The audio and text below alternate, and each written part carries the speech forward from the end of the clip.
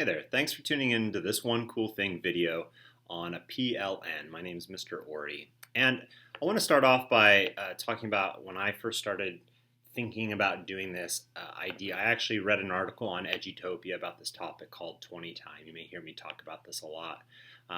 And I was really curious about the topic. I knew nobody who was doing it. And so I started researching online, and I found out about people on Twitter who were tweeting about 20 time. And so I went on to Twitter and I started searching for 20 time. And before I knew it, I was finding all these different educators who were doing all sorts of cool things with it. They were sharing their resources. I found teachers who had websites. And I started going to their websites, using their materials, and making it my own and developing the idea into my own class. And what I realized I was doing kind of after the fact when I learned later was that I was developing what was called a PLN, a personal learning network. And a personal learning network is basically a tool, I'll read this from Edutopia, a tool that uses social media and technology to collect, communicate, collaborate, and create with connected colleagues anywhere at any time. Participating educators worldwide make requests and share resources. So a PLN is basically expanding and building upon the kind of the local personal learning network we have in our sites, in our departments, and that sort of thing, and helps educators connect to other educators who have similar interests and thoughts and questions. And so I want to talk a little bit about the idea of a PLN, and specifically talking a little bit about Twitter and how you could use Twitter to grow your personal learning network. And I know Twitter can be really overwhelming. I have a colleague who loves to describe all the social media stuff as the Insta-Witter book, right? There's a lot of different social media platforms, and it gets really overwhelming. And in a lot of ways, maybe we're using too much social media. But Twitter can be a really powerful tool to use when you want to use it, and that's kind of what I want to talk about today. So I'll provide links to all these different websites that I'm showing right now. But a tweet is like any other kind of post in social media, right? You have an account. You can post everything from pictures to videos to links. You can share those. People can comment on them. They can have direct messages to it. You can use these things called hashtags. Hashtags are used to organize thoughts. So, if people make lots of posts using the same hashtag, you can search that hashtag and then you can see everybody who's posted on that topic.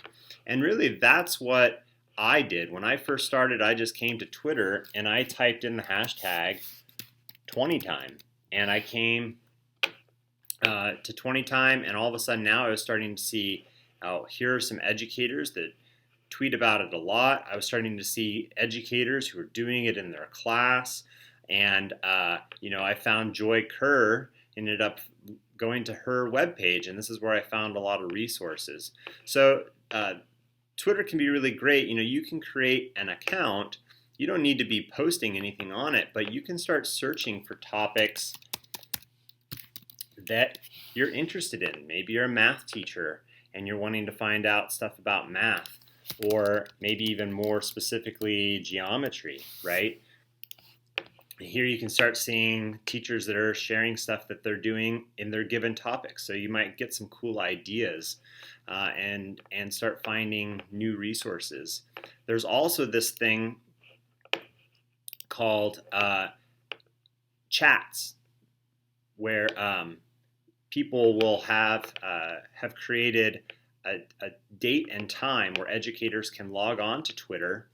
And there will usually be a moderator who will post questions maybe every 10 or 15 minutes about a given topic, and educators can chime in, and it's like a little chat room, all using the hashtag of that chat, and they'll have a discussion about a given topic, and it can be really illuminating. And you can see there's chats for all different topics, and you can go there and find one that works for you.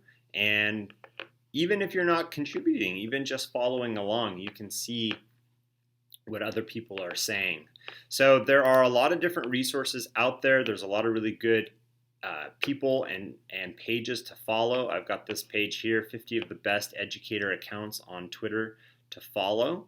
So I'll link to this in the video. You can check some of these out. You can check out some of the different chats that go on. There are resources. Let's see, I'll show you this one.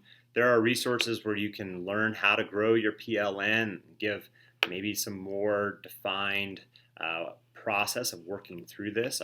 This is just kind of an introduction. But give it a try. You can go onto Twitter even without having an account and see what's out there.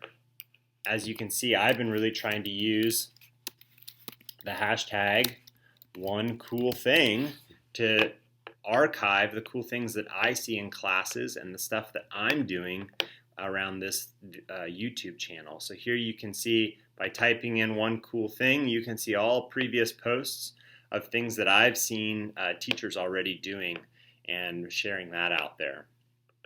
And my hope is that as educators start to get onto Twitter at our sites, that they can start tweeting their own #OneCoolThings, and we can have this really cool archive and this personal learning network of our own right here. So that's a little introduction to Twitter. There's kind of a lot that could be said, but I want to keep this video nice and short and give a quick little overview.